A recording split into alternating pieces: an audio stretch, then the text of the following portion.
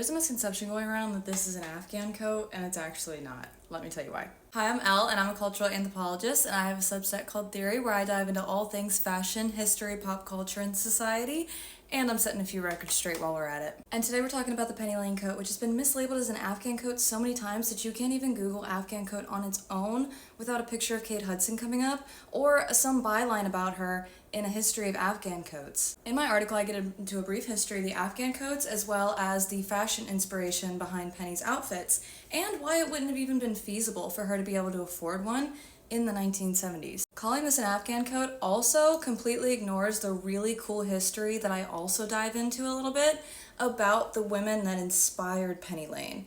They were the girls walking Sunset Boulevard in the 60s and 70s who basically invented this entire style that we love. And they weren't buying stuff at the mall, they were all buying vintage. They were buying vintage and they were upcycling. They are literally the originals. And that gets into why Penny wouldn't have had an Afghan coat. Afghan coats in the late 70s had just came over to the United States for the first time, and they were $75. And in our dollars today, that's $700. And honestly, let's be real, if that was today, it'd probably be like $1,500. You know, because what is inflation?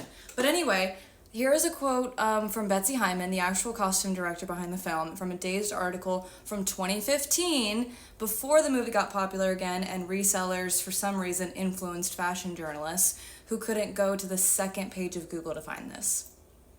But anyway, this is what Miss Betsy Hyman has to say about it, and she says that it's actually inspired by a 1920s opera coat, which makes so much more sense because she would have been thrifting it, right? But it also says more about Penny's position in life and her proximity to the rock stars that she's with. But if you want to hear about that, you're going to have to go check it out on my Substack.